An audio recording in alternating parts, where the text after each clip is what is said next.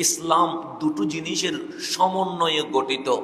একটার নাম ঈমান আকীদা, আর একটার নাম আমল। আকীদাও লাগবে, আমলও লাগবে। আকীদার সমস্যা, আমল কোনো কাজে আসবে না। আবার আকীদা ঠিক আছে, আমল নাই, এটাতেও কোনো লাভ নাই। দুইটার সমন্বয় করতে পারলে একজন মুমিন হয়।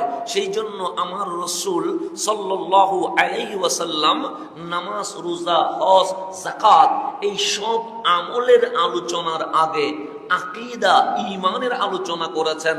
সেই জন্য ঈমান আকীদা পাকাপোক্ত করে আমলি জিন্দেগি সুন্দরভাবে কাটাইতে পারলে ওনাকে আহলে সুন্নাত ওয়াল জামাত বলা হয়।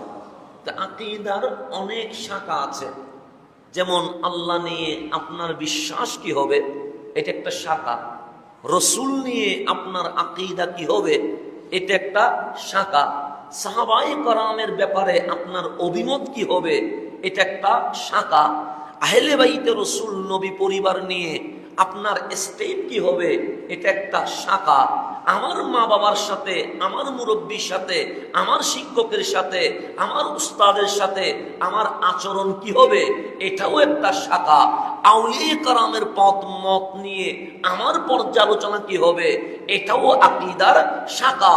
এই আকীদাগুলো পাকাপোক্ত থাকলে তারে মুমিন বলে, আর মুমিন যখন নামাজ পড়তে চলে আসে তাকে মুসলমান বলে। ক্যাটাগরি কি আছে, ভাগ আছে। আমার রাসূল দুইটি নিয়ামত দিয়েছেন। একটা নিয়ামত হচ্ছে সাহাবায়ে কেরাম, ওনারা সত্যের মাপকাঠি, ওনাদের ইজ্জত করা, তাজিম করা, সমালোচনা নিন্দা না করা, এটা আহলে সুন্নাত ওয়াল জামাতের আকীদার অন্যতম বিষয়। এক নাম্বার। দুই নাম্বার নিয়ামত আহলে বাইতে রাসূল, যেটা আমার নবীর পরিবার।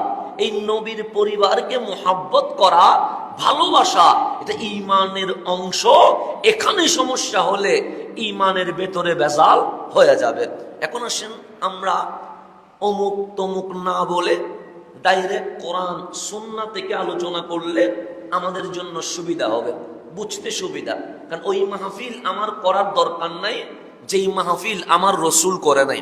ওই মাহফিল আমার করার দরকার নাই যেই মাহফিল আমার মালিক আল কোরআনে বলে নাই। কারণ এই মিম্বারটা দুনিয়াবি কোনো মিম্বার নয়, কোনো মাসনত নয়, এটা আমার নবীর মিম্বার। এখানে শুধুমাত্র আল কোরআন, সুন্নাহ, ইজমা, কিয়াসের কথাই চলবে। কথা ঠিক না? এখানে যদি আমার কথা বলি আপনারা কি খুশি হবেন? না। মসজিদের চেয়ারে বসে উনি ওনার বাপ দাদার কথা বলছে, এখানে আমাকে বাপ দাদার কথা বলানোর জন্য দাওয়াত করে নাই। এখানে আমার নিজের কোনো মিশন ভিশন বাস্তবায়নের জন্য আমাকে আপনারা ডাকেন নাই। এই জুমাতে আপনারা কোরআন সুন্নাহর আলোচনা শোনার জন্যই আমাকে ডেকেছেন। তা আসেন আমরা মুসলিম শরীফ দিয়ে শুরু করি। প্রথমে কোরআন শরীফ, এরপরে যে কিতাবটা আমাদের কাছে সম্মানিত সেটা বুখারী শরীফ, এরপরে যে কিতাবটা আমাদের জন্য দলিল সেটা মুসলিম শরীফ। কথা ঠিক না?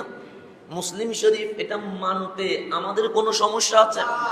মুসল্লিদের মধ্যে অনেকেই অনেক মতাদর্শের হতেই পারে, কিন্তু বুখারী শরীফ, মুসলিম শরীফ, সিয়াসিত্তা বললে আমরা সবাই মানি, এতে কোনো সন্দেহ নাই।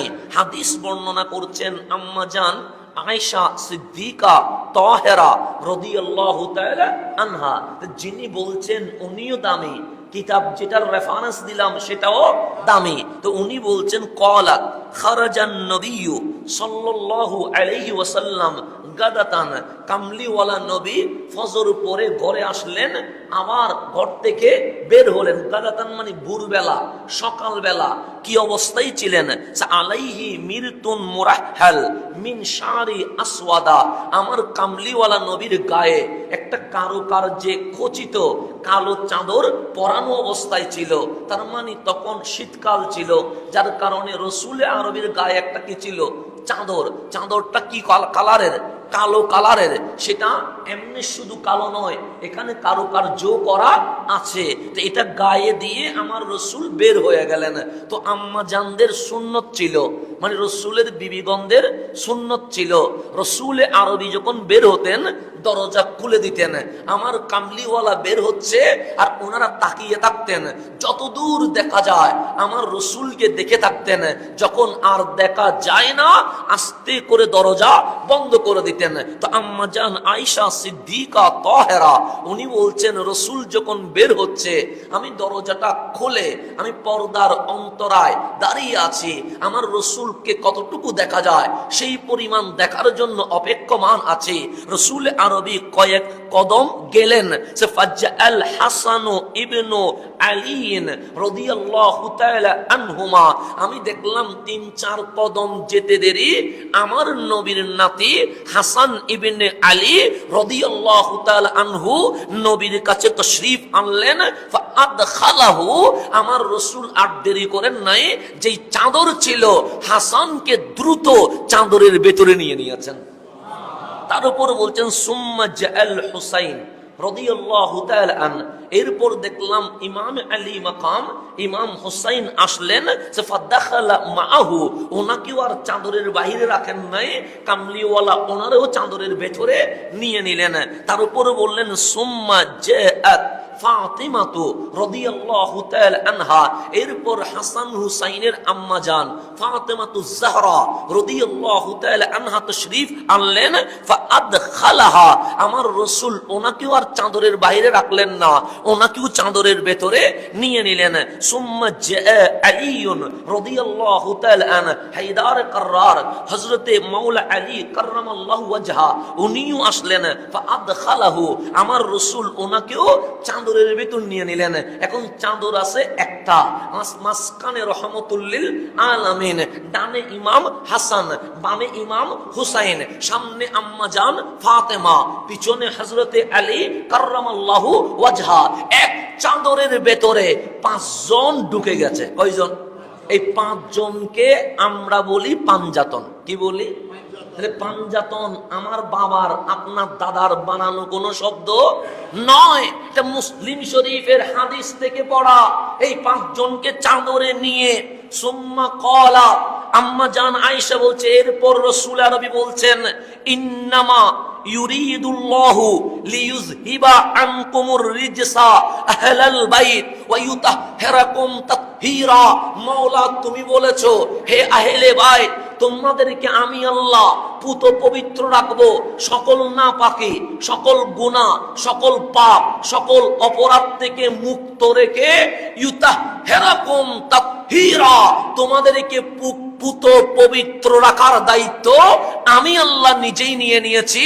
তো কামলিওয়ালা রাসূল বলছে, মালিক, যেই আহলে বাইতকে তুমি পুত পবিত্র রাখার ঘোষণা পাক কোরআনে ঘোষণা করেছো, ওই আহলে বাইত হচ্ছে আমি, আলী, ফাতেমা, হাসান, হুসাইন হচ্ছি আমরা, 5 তন পাঞ্জাতনেই হচ্ছি আহলে বাইতের রাসূল। রাসূলে পাক সরাসরি ঘোষণা দিয়েছেন কি দেন নাই? কিসের আলোকে? কোরআনের আলোকে। তাহলে ইউতাহহিরাকুম তাতহীরা মানে পাক, এটা কোরআনের আয়াত। এটা মানে তাতহীরা, তাহেরা মানে পাক। আর 5 জনকে বলা হয় পাঞ্জাতন, সেই জন্য আমরা বলি পাক পাঞ্জাতন।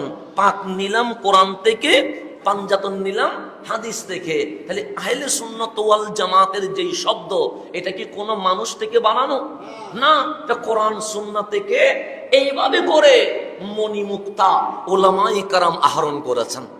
সেই জন্য আমি ফেসবুক ইউটিউবে দুললে হবে না, আমাকে গবেষণা করতে হবে, আমাকে পড়তে হবে, আমাকে স্টাডি করতে হবে, আমাকে জানতে হবে।